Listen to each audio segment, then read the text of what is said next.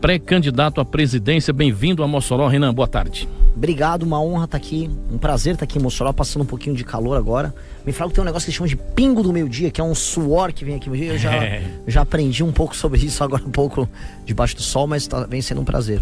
Muito bem, Renan, quem são vocês? Inicialmente, muita gente conhece, mas também tem uma parcela da população que não sabe. Então, é uma oportunidade também de falar sobre isso. Quem são vocês? Nós somos o Partido Missão, como você bem colocou, nós viemos do Movimento Brasil Livre. É um partido formado majoritariamente por jovens. É o último partido que foi lançado no Brasil. Pra gente entender, é muito, muito difícil montar um partido. O Bolsonaro tentou montar entre 2020 e 2021 e fracassou. Ele conseguiu 180 mil assinaturas. A gente levantou mais de 800 mil assinaturas, enviou as que precisavam para ser validadas, validamos. É um partido que, classicamente, pode ser colocado como partido da direita, mas a gente é muito inovador em termos de propostas. A gente é muito diferente dos nossos concorrentes. A gente propõe coisas que hoje na política brasileira sequer são discutidas, e a gente está querendo acelerar o processo de mudança no Brasil, porque o Brasil, se não fizer nada, se continuar nessa cantilena de o Lula vai dar picanha, vai dar um gás e uma energia elétrica, e da direita não tem nem isso, tem só salvem o Bolsonaro. Se ficar só nesse jogo, basicamente o país vai pro buraco, ele tá ficando para trás internacionalmente com todos os rankings. Estamos em 10º ou 11º no PIB, em ranking de PIB internacional, mesmo sendo uma nação com grande território, com grande população. Ou seja, é uma situação dramática, e se a gente não tomar medidas corajosas, nós vamos pro buraco, e eu tô aqui para resolver isso.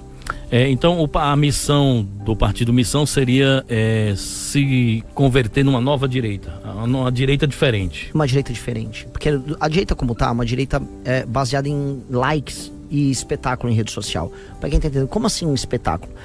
A galera faz muito drama, grita muito, berra muito, reclama muito, mas não faz nada. E a gente é uma direita que faz. Tanto no período do impeachment, quando teve o impeachment da Dilma, quem organizou as manifestações e quem foi em Brasília passou o impeachment fomos nós. Não foi a turma do Bolsonaro, foi Nicolas, não foi nenhum desses caras. Os caras estavam, no máximo, aparecer a manifestação, gravavam um vídeo e ia embora. Depois que a população falou, não, nós queremos pessoas como o Bolsonaro, isso veio com preço. O Bolsonaro nunca foi um grande parlamentar, o Bolsonaro é um cara com grandes escândalos de corrupção, passagem na vida dele já por escândalo de corrupção, o mais famoso da rachadinha. E ele não foi forte, nem corajoso, nem inteligente o suficiente para poder enfrentar as esquerdas. E as esquerdas venceram ele em 2022. A gente está de volta com o Lula no poder. E vamos lembrar, o Bolsonaro entrou no poder com o Lula preso. Isso é muito deprimente. Então não dá para ter uma direita fraca, uma direita que não estuda, e uma direita que só quer ter like, uma direita de celebridade. É a direita do rancho do Carlinhos Maia ou do BBB. A gente não pode ser isso. Você fazia um trabalho de bastidores dentro do MBL. Até chegar um momento, o MBL se projetou nacionalmente, tanto com a figura do Kim Kataguiri quanto do próprio Arthur Duval. O Kim Kataguiri hoje é um deputado federal nos quadros do União Brasil. Provavelmente na janela partidária, Kim estará migrando, vindo para a Missão também, para fortalecer essa frente de vocês. Sim. E aí você emerge como candidato à presidência da República. Esse era o projeto inicialmente? Ou o projeto era trabalhar o Kim ou até mesmo o próprio Arthur Duval, que já era deputado pelo estado de São Paulo? Vocês furaram uma bolha importante em São Paulo, conseguiram eleger um deputado. Sim, mas a gente cresceu em muitos estados, especialmente na última eleição. A gente começou a avançar no Nordeste, elegemos gente em quase todos os estados da federação, então houve um crescimento amplo. Mas o projeto nunca foi sobre eleger o Kim ou eleger o Arthur ou me eleger. O projeto é ter um time muito forte ao redor de todo o país. Certo, e propostas, né? Exato. Nós vamos falar sobre as propostas. Deixa eu fazer uma provocação a você aqui, que eu sei que você é bom de provocação. Ciro Gomes declarou que vocês são garotos de São Paulo que gostam de jogos. Ele deu essa declaração. Quando? Deu essa declaração, tá na internet, inclusive. É uma forma faz tempo, eu não sei. Já faz um tempo, né? Tá. Entre alguns outros políticos tradicionais que não levavam o discurso de vocês muito a sério, né? Ao ponto de ter aí um discurso pejorativo na luta de vocês. E eu li essa semana na Carta Capital, que é um veículo ligado, inclusive, à esquerda brasileira, à pauta jornalística da Carta, e a matéria dizia o seguinte, que você seria... os setores da esquerda dizem que a sua candidatura repete a receita de bolo, a fórmula de Pablo Marçal. E abre aspas para a matéria e eu deixo você à vontade. A estratégia seria transformar provocações, confronto e viralização em capital político. O pacote vai de ataques pessoais a gestos performáticos, como o episódio em que Renan Santos e militantes do MBL jogaram sal grosso no terreno da casa onde nasceu do ex-presidente Lula, no sertão de Pernambuco. Trecho da matéria da Carta Capital. Vou começar com o Ciro, né? Veja só, o Ciro, ele quer chamar a gente de moleque, mas ele não fez a própria lição de casa, para falar em moleque que vai pra escola, né? A gente é um moleque estudioso, a gente fez a própria lição de casa. Por exemplo, nós montamos nosso próprio partido político e não temos que ficar pedindo pinico pra ninguém pra ser candidato. O Ciro tem. Não conseguia nem ser candidato pelo próprio PDT, que o partido dele teve que se entregar pro PT. Lá no estado, agora ele teve que ir pro PSDB e agora vai ter que pedir ajuda do Bolsonaro. Em geral, quem tem que ficar pedindo ajuda pros outros é criança. Mãe, abre a tampa do sorvete aqui, mãe, me leva a passear. Esse é o Ciro. Então, se isso é ser adulto, sem partido, sem caminho, tendo que pedir ajuda pros outros, e ser criança pra gente é ter o próprio partido, ter o próprio caminho, então eu prefiro ser criança pra sempre, né? Ser adulto como o Ciro me parece uma ideia ruim. E sobre o comentário da Carta Capital, veja só, a Carta Capital não é um veículo de imprensa. A Carta Capital é um site ligado ao PT. Ela é um site que faz defesa do PT. E isso é um ataque normal que eles fazem. A gente trabalha com política e espetáculo.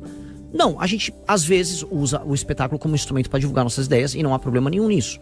Dito isso, eu fico muito curioso, porque se eles acompanhassem as eleições de São Paulo, eles saberiam que nós fizemos muita oposição ao Pablo Marçal. Nós temos asco do Pablo Marçal. O meu estilo pessoal não tem nada a ver com o Pablo Marçal. Sim. Não sou vendedor de curso, não sou um provocador. Eu sou uma pessoa que ficava nos bastidores. Eu construí o grupo, faço análises todos os dias, 15 horas, análises frias sobre os temas ligados à política brasileira. Sempre trabalhei com isso. Diferente do Pablo Marçal, eu escrevi meus próprios livros. Diferente do Pablo Marçal, eu montei um grupo político em que as pessoas confiam em mim e não num truque que ele dá, que só dura uma vez, né? O truque do Pablo Marçal é aquele truque que ele te encanta, bate tua carteira, mas depois você nunca mais confia nele. Não é o nosso padrão. Muito bem. Ô, Renan, qual é o tipo de eleitor que vocês buscam, né? Eu vi nas suas redes sociais que esse partido é um partido, você declarou isso aí, né, num vídeo, de homens jovens, né? Um discurso de você que você falou isso na sua rede social. Bom, é um partido de homens jovens. O que seria exatamente? Como assim? Olha, a demografia que nos apoia, ela é fortemente jovem e ela é fortemente masculina. E por quê? Porque na política, em geral, quem acompanha mais política, isso em todos os lugares, é mais homem do que mulher. E em geral, as ideias novas surgem com homens jovens. Isso em geral, você vai ter ideias novas, surgem com pensadores, e essas ideias vão se expressar majoritariamente com homens jovens. E candidaturas novas surgem também com homens jovens. Então eu pego, por exemplo, o Trump, quando ele surge, ele começou com um movimento MAGA, que era um movimento masculino e mais jovem. Bolsonaro, também em 2014, 15, 16, mesma coisa. Vamos pegar o Milley, mesma coisa. Essa é uma tendência normal. E essa é uma tendência, inclusive, saudável.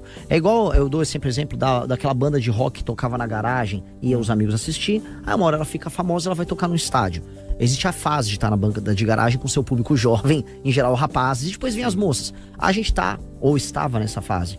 A gente tá começando a sair, parar de fazer o show na garagem, agora a gente foi para um bar maior, a gente tá nesse processo de crescimento.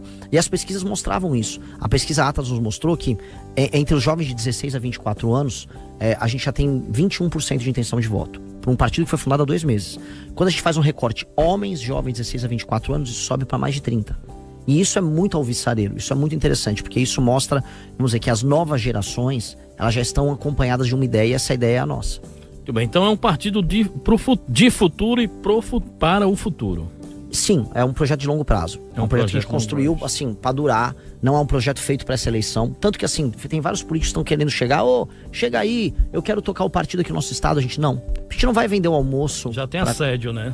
Sim, e a gente partidário. não. Exato. E a gente não vai vender o almoço para pagar a janta. No sentido de que nós não vamos fazer vários acordos de curto prazo para passar da causa de barreira para ir bem na eleição. Não. O foco é formar uma galera boa, treinar essa galera, fazer boas lideranças, as pessoas começarem a mudar a vida das pessoas, tudo ao seu tempo. Tudo ao seu tempo. E esse homem jovem, Renan Santos, ele tá ligado a qual classe social? É classe média? É classe baixa? Qual é o poder aquisitivo e o nível cultural desse homem jovem? Varia muito. Varia muito. Varia muito. Nesse ponto é muito diverso.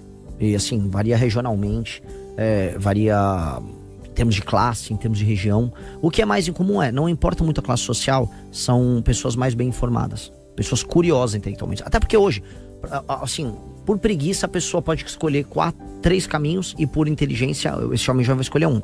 Por preguiça ele vai no lulismo, ele vai no bolsonarismo, ou ele não é nada, ele não acompanha a política. Se ele começa a estudar, em geral ele vai cair no nosso universo. Isso explica por que os melhores jovens, quando você vai pegar de famílias humildes, gostam da gente, ou quando eu vou pegar um jovem que está no INSPER, que é uma das faculdades mais caras do Brasil, ou no ITA, que é a faculdade talvez mais difícil de entrar no Brasil, eles adoram a gente, porque realmente a gente forma o pensamento que acompanha eles nessa geração. Qual é a sua idade, Renan Santos? 41, eu não sou jovem, mas... 41, mas está no pique, né, para ser candidato, tem todo um futuro pela frente na política, certamente já tem um trabalho construído junto com os demais.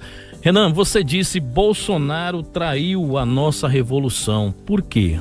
Muito simples, o Bolsonaro ele se elegeu surfando a onda das nossas manifestações, surfando a onda da Operação Lava Jato. Então logo ele entrou, ele pegou as manifestações e transformou elas num culto à personalidade dele, e pegou a Operação Lava Jato, que vinha prendendo vários políticos, Lula é o mais famoso, mas boa parte da classe política brasileira, da elite da classe política, do centrão, empreiteiros, foram presos. E ele trocou isso pelo salvamento do filho dele, Flávio, que foi pego num desdobramento da Operação Lava Jato, que era a Operação Furna da Onça, lá no Rio de Janeiro, por cometer crime de peculato. E o que é crime de peculato para quem está assistindo? É uma série de crimes que envolvem apropriação de dinheiro público. E ele fazia isso como? Ele botava pessoas para trabalhar no gabinete, elas fingiam que trabalhavam, elas nem iam trabalhar, e aí elas sacavam o salário delas, ficavam com 20%, 30%, e o resto davam tudo para um operador dele que chamava Queiroz, que juntava esse dinheiro e pagava o Flávio, sejamos honestos. Uma parte desse dinheiro era lavado numa loja da Copenhagen, que ele tinha. E aí, curiosamente, né, descobriram que o Flávio, o Jair, os outros membros da família tinham dezenas de imóveis. Uma parte desses imóveis comprados em dinheiro, em cash, né? E isso aí não é opinião minha, isso tudo tem prova, porque às vezes as pessoas vêm na internet, não tem prova, tudo tem prova, tudo tem depoimento. Isso só não andou por conta de decisões de cima que pararam a investigação. Decisões que vieram inclusive do ministro Gilmar Mendes, que os fãs do Bolsonaro gostam de falar mal dele, mas na prática, assim, ele beneficiou o Flávio, né? E aí o Jair entregou, né? E a gente percebe que isso aconteceu tudo ao mesmo tempo. Ele entregou a PGR para um petista, ele entregou as nomeações para o STF para pessoas que, ao longo do tempo, tomaram decisões que prejudicaram a Lava Jato e se juntaram ali àquela turma do STF. E aí o resultado tá aí. O Lula foi solto, todo mundo foi solto, a roubalheira voltou. A roubalheira voltou tanto que logo após acabar a Operação Lava Jato, começou o que a gente chamou hoje de escândalo do Banco Master. O escândalo do Banco Master começa um dia após acabar a Lava Jato. E aquilo vai crescendo, vai tomando uma proporção. Por quê? Porque a elite política, quem manda e quem tem dinheiro, falou: ninguém vai ser pego mais, tá resolvido. Voltou a festa. E voltou. Tanto que os escândalos, tanto do INSS quanto o escândalo do Banco Master, são em peso similares ou maiores do que o próprio Petrolão que foi pego pela Lava Jato. Sim. Mas naquela ocasião de 2018, não havia então outro caminho para o MBL? O caminho era via Bolsonaro mesmo? Nós não tínhamos sequer... A gente tentou lançar um candidato que era o Flávio Rocha, que é aqui do estado. O empresário Flávio Rocha do grupo Riachuelo. Isso. A gente tentou, fizemos vários eventos com ele, inclusive aqui no Rio Grande do Norte. Mas a população estava encantada com o Bolsonaro. Achava que o Bolsonaro era o capitão do povo, que ele era um herói. E não houve meios. Aí a gente apoiou ele no segundo turno. A gente votou no Bolsonaro no segundo turno. E então logo ele entrou, ele começou a cometer os erros dele. Muito bem. Bom, você aparece aí com 3 pontos em pesquisa da Atlas Intel, é isso? Isso. Atlas Intel, a gente estava vendo divulgado em janeiro agora, né? Semana passada... Foi no final do ano agora? Não, foi semana passada. Foi semana passada. Isso. Eu passei os governadores ali já. Já passou os governadores. Bom, em nível de desconhecimento você tem ainda acima de 80%. Na sua avaliação, são 6 meses até a campanha. O que é que faz vocês acreditarem que você fará o segundo turno, é isso? Eu preciso ir pro segundo turno. Não vou conseguir ganhar no primeiro, acho. Então eu preciso ir pro segundo turno. E quais são as condições objetivas que farão Renan dos Santos chegar ao segundo turno? Amém. Por quê? A mensagem. Eu não sou a pessoa mais carismática. Você já fura na bolha jovem. Sim. Será que você vai conseguir entrar em outros nichos sociais também de eleitorado? Vou. Eu tenho certeza que aqui no programa da rádio, uma rádio com grande audiência, vai acontecer igual aconteceu em outras rádios do interior. Várias pessoas mais velhas que estão ouvindo vão se assustar com as propostas. Assustar no sentido positivo. E eu simplesmente vou crescer com propostas. Eu não sou o cara mais carismático, eu não tô aqui pra fazer as pessoas gostarem de mim, não tenho um sorriso bacana, não tô afim de nada. Eu tô afim de falar a verdade e apresentar um plano que vai fazer com que as pessoas andem na rua, que bandido que te assalte seja morto. O cara foi roubar teu celular, a polícia vai poder dar 2 tiros no peito do bandido e o bandido vai pro inferno. Eu vou andar com uma política muito clara de tornar, especialmente a região Nordeste, um lugar desenvolvido. Eu vou pegar o município que não funciona, eu vou juntar esses municípios, eu vou botar interventor, a gente vai fazer uma revolução no Brasil. E é isso que vai fazer crescer. Nós vamos falar sobre essas propostas que vocês estão trazendo aí para o público, mas a questão que se coloca é a seguinte, em termos de custo de campanha, né? O Missão está sendo criado agora, ele não tem representatividade no Congresso Nacional para fazer parte, apesar de que, né, ele pode ter o direito ao fundo eleitoral também como partido criado, agora num nível de proporção bem menor do que as grandes legendas.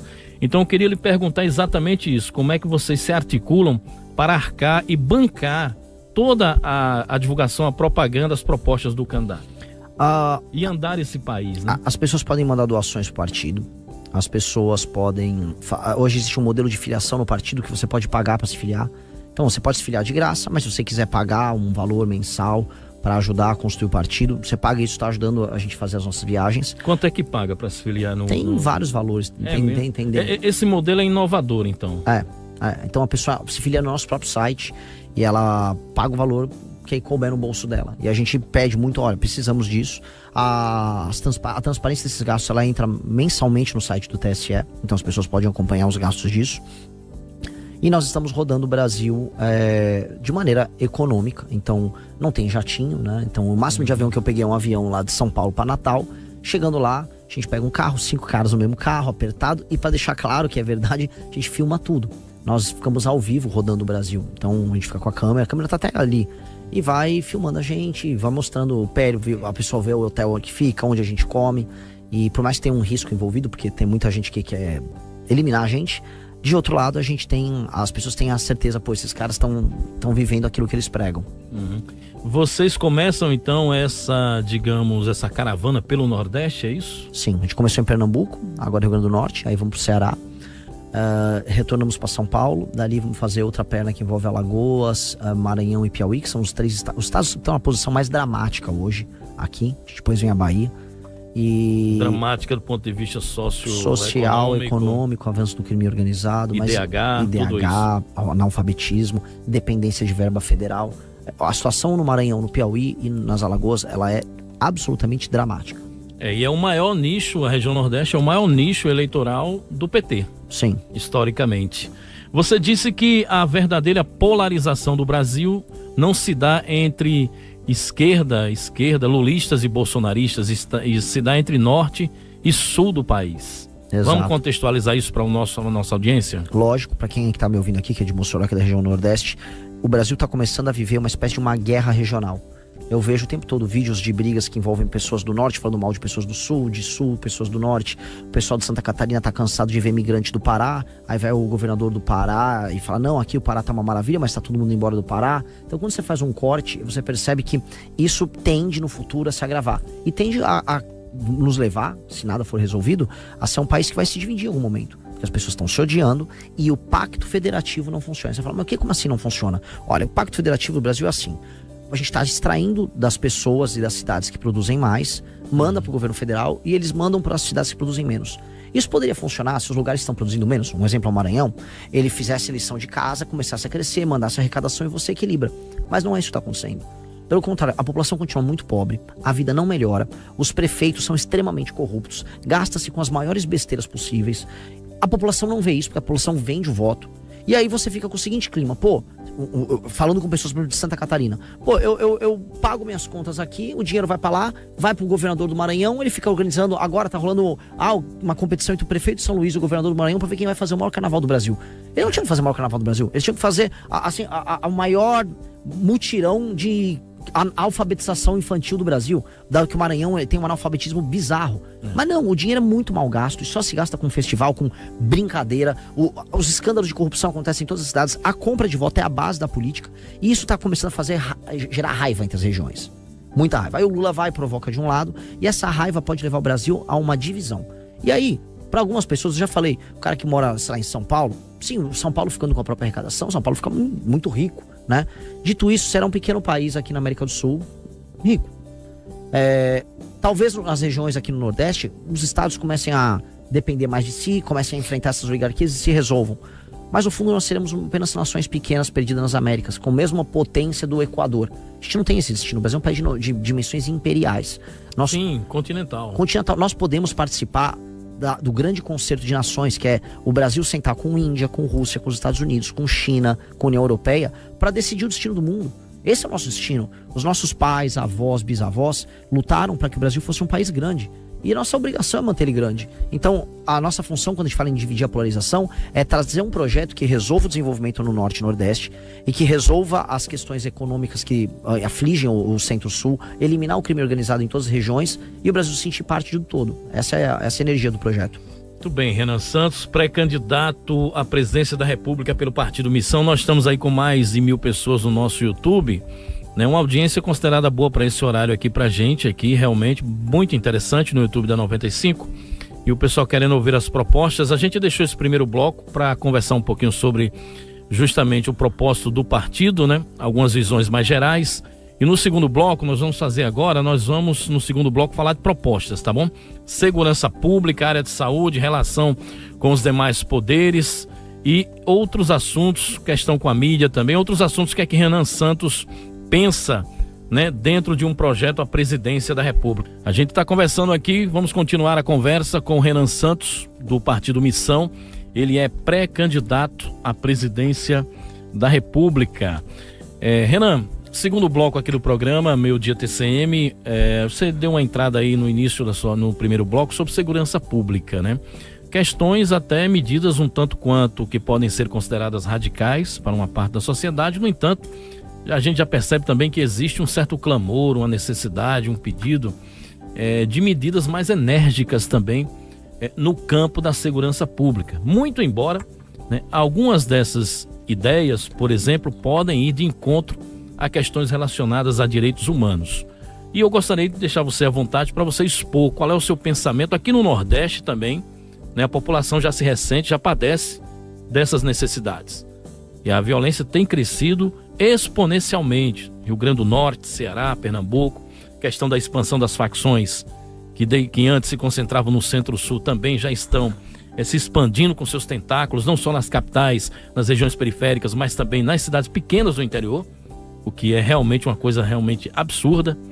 Então, o que é que o Missão está trazendo, ou vai trazer, ou vai apresentar para a população brasileira do ponto de vista da segurança pública? Muito simples, nós vamos eliminar da existência, eliminar da terra, não só as facções, mas suas lideranças. E a gente vai fazer isso alterando muito as nossas leis. As nossas leis aqui são muito lenientes com bandido. A gente pode ficar fazendo grandes discussões por que elas são lenientes com bandido. Por que o Brasil fez essa escolha? Sim, por quê? É uma decisão que foi feita, assim, nós temos um código penal muito velho, adequado para um Brasil lá dos anos 40, em que não era tão violento, que não existia facção, que os crimes eram de menor, vamos dizer, poder ofensivo. E depois, com o fim da ditadura militar, veio a Constituição de 88, houve muito medo em ter leis muito duras para não lembrar dos crimes que foram cometidos contra ativistas políticos e blá, blá, blá, blá, blá. A real, a gente ficou leniente com o crime e o crime cresceu. E os bandidos se sentiram muito seguros em roubar e matar. Então os bandidos hoje sabem que, por exemplo, eles podem fazer assaltos à mão armada, que eles, se forem presos, sairão rápido. E a gente tem inúmeros casos de juízes que dão despachos com decisões que liberam um bandido 1, 2, 3, 4 vezes após assaltos à mão armada. Nos Estados Unidos isso não existe. Se assaltou alguém com mão armada, as penas são altíssimas. Então aqui é muito fácil ser bandido. A chance de ser pego é baixa. Se você é pego, nada acontece. E depois você vai pra cadeia, pega uma progressão penal, vem uma saidinha no fim do ano e você sai. Nessa lógica, por ser fácil, qualquer vagabundo se sente corajoso. O que nós vamos fazer? Ao alterar as leis, ou seja, as penas vão aumentar muito e não vai ter mais nenhuma saidinha. Não vou ficar lendo o livro e vou diminuir pena. Não vai ter. Não vai ter agora a progressão. Não vai ter.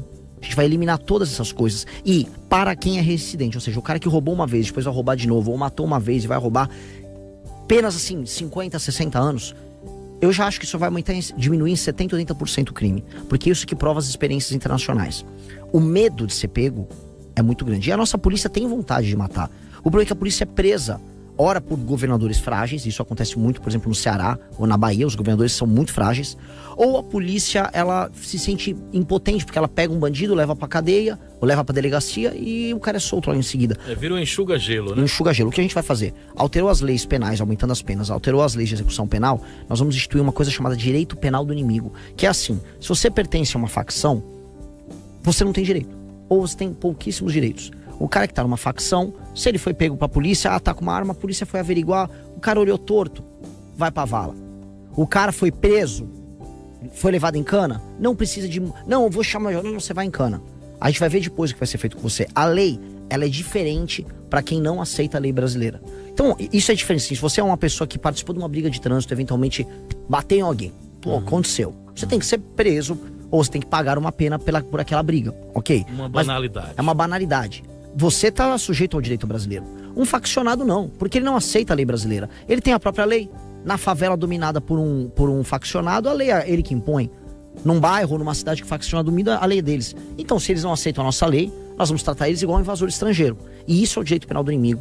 E isso precisa ser feito desesperadamente. Num país chamado El Salvador, um homem chamado Nayib Bukele fez isso. Ele acabou com o crime. Ele fez presídios gigantescos de segurança máxima. Mandou os caras pra lá e adivinha? A segurança, num lugar que era mais inseguro que o Brasil, floresceu. Hoje as pessoas andam livres. Ninguém é assaltado, ninguém rouba seu celular num país como El Salvador. A engrenagem do Brasil, Renan, é bem mais complexa do que El Salvador. Claro. Se você for analisar, El Salvador deve ter a dimensão demográfica aí geográfica, aliás, territorial de Pernambuco, Sergipe, talvez, não sei, um estado desses aí do Nordeste. Você sabe que vai ter que, enquanto o presidente não se faz isso só, haverá de negociar, tratar no Congresso Nacional, principalmente. Sim. Né? Sim, e a primeira coisa que a gente vai fazer e lá é diverso. Diverso, e lá os incentivos que eles querem são sempre esse aqui. Querem emenda para mandar para base, para comprar a volta das pessoas. O que nós vamos fazer é, se eu acelerar agora nas pesquisas, será porque eu falei do tema do crime organizado. Quando eu ganhar as eleições, serei ganhador porque falei sobre esse combate ao crime organizado. Portanto, todo mundo no Congresso sabe que no dia 1 eu quero colocar um estado de defesa. Eu tô avisando, vou botar o Brasil em estado de defesa. E ao colocar em estado de defesa, eu vou circunscrever as regiões que estarão sob estado de defesa, vão ter toque de recolher nessas regiões, ou seja, as periferias de grandes cidades tomadas pelo crime, e lá, não só as Forças Armadas, mas as polícias locais vão atuar em coordenação comigo no comando da Presidência da República, e nós vamos eliminar o crime organizado. Então os caras vão ter que fazer todo mundo filinha e se render. Não fez fila e não se rendeu, nós vamos pegar você igual um rato. Quis enfrentar, nós vamos matar você. Simples e direto. Aí nós implementamos a nossa legislação nova, com o novo Código Penal e alterações profundas no Código de Processo Penal. Convencendo os deputados. Eles já estão meio que convencidos, porque eles não são besta. Saiu agora uma série de pesquisas que mostrou que os brasileiros estão preocupados com segurança pública. Aí agora eles estão votando. Na Câmara dos Deputados estão votando direto um monte de projeto. É a principal pauta, né? Uma das principais hoje, talvez seja a principal do debate nacional, da agenda pública nacional, seja segurança pública. Principalmente quando você sai aqui para Sudeste, né, que já é permeado de insegurança, Norte e Nordeste, ou nos seus estados do Centro-Oeste, Alagoas do Sul do país, a Goiás, por exemplo, me parece que houve uma queda nos índices lá. Mas é uma discussão que está muito presente na sociedade brasileira hoje, quando se fala em discurso, em proposta nacional. Um outro tema também, pré-candidato Renan Santos, diz respeito ao ensino público nas universidades. Né? Há muitos questionamentos de que as universidades públicas, hoje alguns setores da sociedade acusam de que as universidades públicas do país, principalmente as federais, se converteram em centros de formação de militância da esquerda. Gostaria do seu posicionamento sobre o que pensa o pré-candidato Renan sobre o ensino público nas universidades e qual é a proposta. As universidades brasileiras estão saindo caras para o Brasil e não estão entregando o resultado que nós precisamos. Vira e mexe aparece um ministro da educação e fala, não, o Brasil produz muita pesquisa. Que em tese você tem que formar profissionais competentes, pessoas críticas, isso é bem abrangente, pode significar qualquer coisa, e pesquisa. As pesquisas em tese ajudam a gente a ter remédios novos, ajudam a gente a, fazer produtos novos, fazer com que a indústria brasileira seja mais capaz. Mas nada disso acontece. O Brasil produz muita pesquisa, mas nenhuma dessas pesquisas são referendadas internacionalmente, ou pouquíssimas são usadas em estudos de grandes universidades. Então, se elas não saem em grandes revistas científicas, nem são usadas nas pesquisas de outros pesquisadores lá fora, significa que são pesquisas à toa que acontecem aqui. E, infelizmente, essa é a realidade. Outra coisa que não tem as universidades nossas, elas têm raiva do setor privado. Então, aquilo que acontece, por exemplo, nos Estados Unidos, em que estudantes que estão em Stanford, que estão no Vale do Silício, já vão trabalhar logo na OpenAI, vão trabalhar nas empresas de inteligência artificial, ou como aconteceu com a revolução do surgimento dos computadores com a Apple nos anos 70 para 80, isso não acontece no Brasil porque os estudantes estão preocupados em se sentir comunistas e acham que uma empresa se instalar ou ficar próxima da universidade é um problema. Quando você consegue fazer essa parceria entre universidade e setor privado, funciona. Vou dar 3 exemplos. Embrapa, funcionou demais. Então pega todo mundo que alunos da ESAL, que alunos de universidades ligadas ao campo, junta com uma empresa pública ligada à área de pesquisa à agrária, e o setor privado deu bom, temos um melhor agro do mundo. Embraer, alunos do ITA, trabalhavam no CTA, se juntaram junto com um empreendedor. Primeiro você teve o Estado colocando, depois você teve pessoas com perfil empreendedor que trabalharam desde a fundação do ITA até a turma que fundou a Embraer. Isso se torna, através de uma iniciativa estatal, essa empresa. Depois ela é privatizada, hoje é uma das maiores exportadoras de avião do mundo. Outro exemplo que a gente pode colocar aqui, o Porto Digital que tem em Recife. Você tem uma união que envolve universidade, setor público e setor privado. E aí se juntou, você tem várias startups que surgiram em Recife. Então, dá para fazer. A questão é que nós temos que ter um enfrentamento muito grande a essa ideologização. Nós temos que criar os elos entre universidade pública e setor privado. E nós temos que ter pesquisa que funcione. E pesquisa que seja útil. Então vamos pesquisar medicamento, vamos pesquisar coisas que usem a nossa flora, a nossa fauna. Vamos pesquisar tratamentos, vamos pesquisar hard science, como em geral. A Unicamp faz muito isso em São Paulo. Vamos fazer isso. Vamos juntar com o setor privado também, vamos produzir tecnologia, vamos ter indústria. É isso, eu defendo. O que não dá para ter é a universidade pública, é um lugar para fazer justiça social. Justiça social você tem que fazer no universo do emprego, no universo da renda. Você tem que fazer as pessoas ganharem dinheiro, elas vão ganhar dinheiro de várias formas.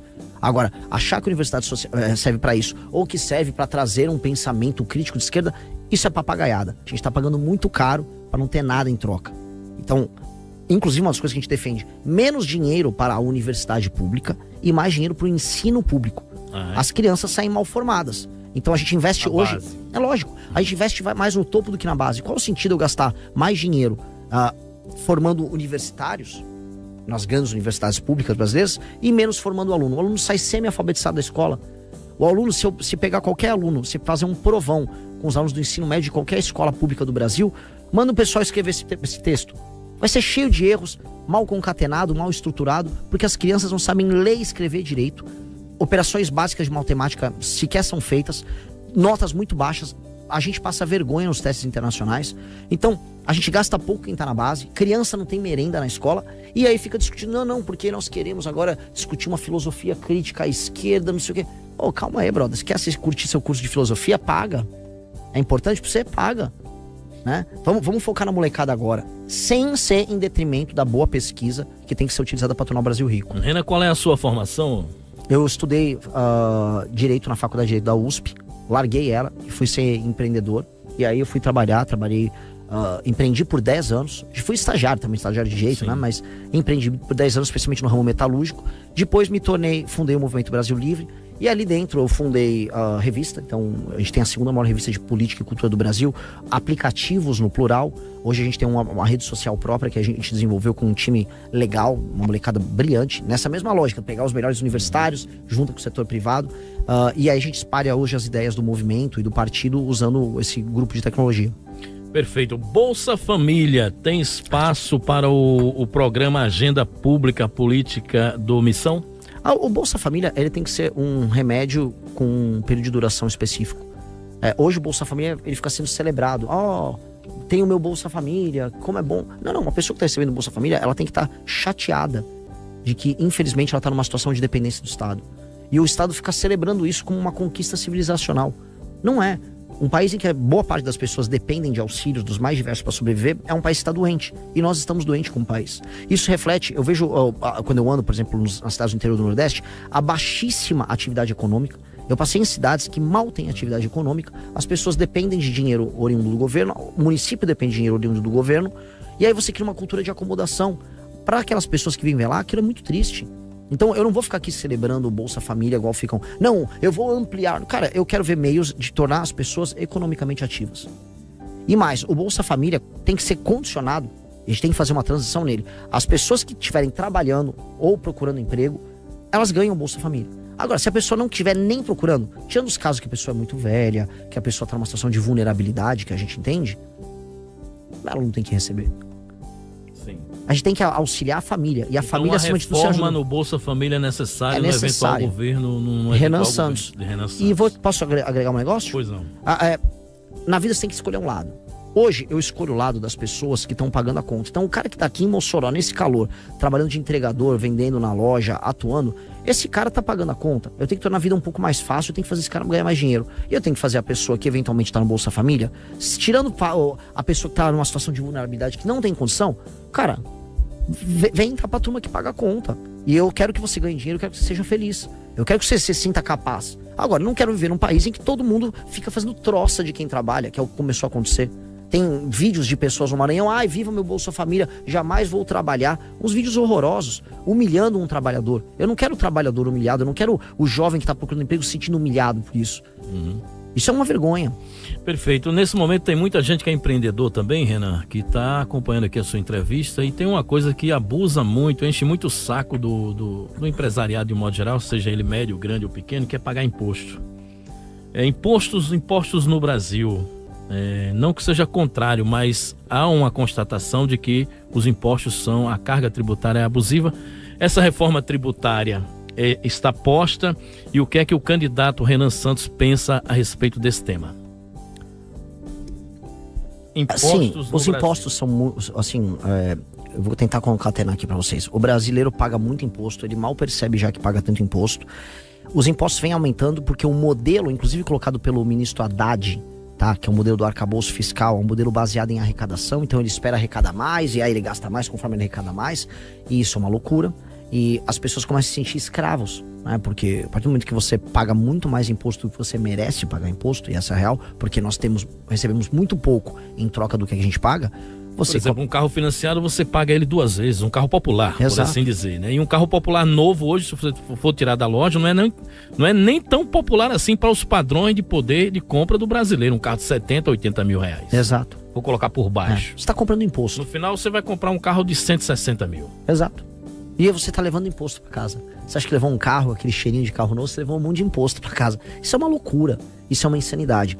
Só que você só Além disso, ele tem que pagar um imposto permanente por usar o carro. Exato. Que é o IPVA. E o IPVA no Brasil, você sabe que é uma loucura, né? Você vai nos Estados Unidos, em várias nações, o IPVA, o imposto que você paga pela circulação do automóvel, varia de acordo com o peso do automóvel. Porque é sobre o dano que o automóvel vai gerar no pavimento que você passa.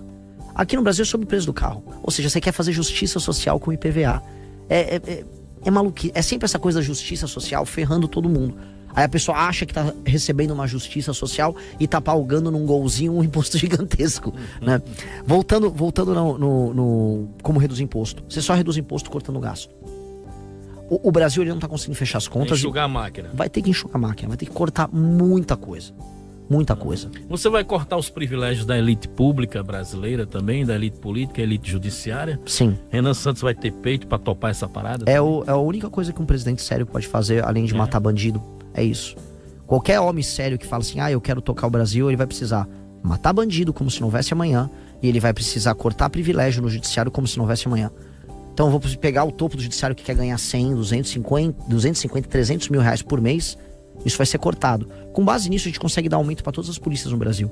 A gente consegue passar uma lei aumentando o piso das polícias no Brasil, que hoje são quem tá na ponta enfrentando o crime organizado. O judiciário tá ganhando demais, mas não só o judiciário. Você vai ter que cortar um monte de município que tem no Brasil. Eu tô avisando todo mundo que tá me assistindo aqui. O Brasil tem mais de 5 mil municípios. O Brasil tem que ter, no máximo, 3 mil. Estourando. E 3 mil ainda é muito. Com isso, a gente vai eliminar milhares de prefeitos, milhares de vereadores, milhares de assessores que não fazem nada. A gente tem que tirar esses caras da folha, tirar esses caras da máquina pública, e aí a gente faz uma reforma administrativa para tornar os municípios brasileiros funcionais. Isso vai assim, você não tem ideia, isso vai economizar muito dinheiro. Muito, muito, muito dinheiro. E esse dinheiro economizado, em parte, vira corte de imposto. E o melhor, corte de imposto, quando bem feito, mantém a conta pública funcionando e ainda aumenta a arrecadação, porque as pessoas vão consumir mais, porque os preços vão ficar mais baratos. Então você que está me assistindo vai conseguir comprar mais carro, vai comprar um telefone novo, um computador novo, roupa nova. Isso movimenta a economia. Com a economia girando, todo mundo ganha mais dinheiro, aumenta também a arrecadação, o governo paga as contas dele. Então é óbvio que a gente precisa fazer isso. Isso é uma coisa que a gente precisa fazer desesperadamente. Ô Renan, você é a favor também dessa relação com o judiciário, né? A favor da reforma para a escolha de mandatos de ministro, por exemplo? Sim, eu acho que está bem claro que o modelo de nomeação de ministros para a Suprema Corte não está funcionando. Acho que o modelo de mandato funciona. Acho que a gente pode ter mandatos pequenos e específicos para ministros do Supremo. Tema delicado, né, isso aí? Sim, mas assim, definitivamente o Supremo cruzou linhas. A gente não pode mais falar que o Supremo está numa situação de normalidade. Não é uma situação de normalidade. Então, nesse caso ponto, do Banco o seu pensamento ele converge com também setores da direita tradicional, aí, por exemplo, com o PL, né? Eu não sei, eu nunca vejo eles falarem propostas. Por exemplo, uma proposta que a gente tem é eliminar... Impeachment para ministro do Supremo, Impeachment, sim, mas impeachment já existe. Sim. Agora, assim, o Toffoli precisa cair. A gente precisa ver, o Toffoli é o ministro que precisa cair. Outra coisa que precisa ter, nós precisamos ter hoje, os deputados e senadores têm medo de tratar do judiciário porque eles ficam na mão da Suprema Corte em tudo. Para tirar eles da mão, você tem que criar um foro privilegiado à parte, que não é o STF. Até porque o STF ficar julgando os deputados e senadores é uma maluquice. O STF no Brasil virou a última corte penal. E isso tem impacto, todo mundo tem medo deles. Então a gente tem que criar uma corte específica, os senadores e deputados respondem a essa corte específica, que tem que ser por mandato, feita por desembargadores dos estados. Não podem dar declaração pública, ninguém sabe o nome deles, eles julgam os deputados e senadores, e o STF só julga matéria constitucional, que é o que uma Suprema Corte tem que fazer. Muito bem. Há setores que dizem que o voto evangélico foi capturado pelo bolsonarismo. Eu pergunto, Renan Santos vai buscar o voto evangélico? Você já foi a um culto, Renan? Já. A família do meu pai, era da Congregação Cristã do Brasil. E já fui várias vezes, nos cultos, especialmente da congregação. Enquanto candidato agora vai voltar. Hã? Enquanto candidato agora vai voltar a um culto. Eu não vou fazer campanha em igreja. A congregação nem deixa. Nem deixaria fazer, mas eu não vou por várias razões. Eu acho errado. Sim, eu acho um aproveitamento. Eu acho aproveitamento eleitoreiro. Não vou fazer isso. Mas qual é o seu pensamento sobre esse misto? Eu respeitando as pessoas, eu não vou ficar fazendo proselitismo e mais, eu vou atacar a igreja que faz picaretagem com o dinheiro do fiel. Como eu tô denunciando agora um escândalo bizarro que envolve a Igreja Lagoinha e o caso do Banco Master. Então, isso me aproxima dos evangélicos, isso não afasta. Isso, curiosamente, me aproxima. Porque eu trato dos temas importantes das pessoas. Porque eu não trato essas pessoas como idiotas. Meu avô era um cara que ficava abrindo igreja. Então, eu entendo a questão da fé. Não sou evangélico. Mas você não professa nenhuma fé? Não, eu sou católico. Católico, entendi. Bom, pode concluir, senhor. Então, o respeito e tratar a pessoa como um ser humano inteligente é a coisa mais importante. E dado que os nossos valores são similares, por eles andarem juntos, o caminho vai na mesma direção. Então hoje, por exemplo, um grande percentual dos meus leitores já é evangélico. Tudo bem. Renan, o que é que você pensa sobre essa questão em torno de regulação da mídia, internet? Por exemplo, se não tivesse a internet também, talvez a força do MBL não fosse tão grande como é hoje já, né? Que queira ou que não queira, vocês também emergiram para o país inteiro através das mensagens que vocês passavam pelo YouTube, por exemplo. Sim. Eu queria saber o seu pensamento do que você pensa sobre esse discurso que para em torno de regulação da mídia. Naturalmente, quem fala em regulação da mídia quer controlar o discurso público. A gente viu uma série de absurdos acontecerem, como era o PL 2630, que a gente ajudou a barrar em 2023, que era um PL que ia instituir a censura no Brasil. Hoje é uma quase censura prévia por conta de decisão do STF. Tá? A gente é a favor da liberdade, mas também é a favor de algumas restrições e casos específicos. Ninguém aqui diria que, por exemplo, é a favor de passar, imagens sexuais para crianças, não ter censura prévia para criança em conteúdos. Sim. Então a gente é a favor de algum tipo de regulamentação, mas apenas algo muito específico. E não o que estavam tentando fazer, que o discurso político dissidente de direita, ele não teria espaço. Por exemplo, se você ia falar, você fez uma piada com alguém que é gordo, a gordofobia, esse é o conteúdo tirado do ar, se é banido. Sim. A gente tá indo pra esse caminho, né? Uma política da histeria. Vem uma Erika Hilton, não, você falou que não sei o quê, você falou que usou o pronome errado. Como é que é, cara? Isso virou uma loucura, virou uma perseguição. Então, nós temos que cortar isso. A internet tem que ser um campo livre pra gente atuar. Muito bem. Renan Santos, pré-candidato pelo Partido Missão à presidência da República. Nós agradecemos sua participação aqui, Renan. Fica à vontade, 1 minuto para mais algum esclarecimento e pode falar aí da agenda. Vocês vão cumprir uma agenda agora em outros estados do Nordeste. Sim. E boa sorte na caminhada. Primeiro eu queria agradecer as perguntas excelentes. Espero que todo mundo tenha conhecido a gente hoje. Obrigado.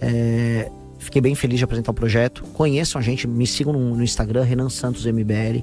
Lá tem cards, tem propostas, tem ideias que a gente está defendendo, tem todas as causas que a gente defende. Estamos fazendo manifestações contra o Banco Master. Essa sexta vai ter mais uma. E eu tô rodando agora aqui o estado, tá? Vamos para Ipanguaçu, a gente vai rodar de novo aqui o interior num projeto social que a gente tá organizando para irrigar a cidade, mostrando que dá para treinar as pessoas, dá para levar água e fazer as pessoas ficarem independentes. E aí depois vamos rodar o Ceará, primeiro o interiorzão e vamos terminar lá em Fortaleza.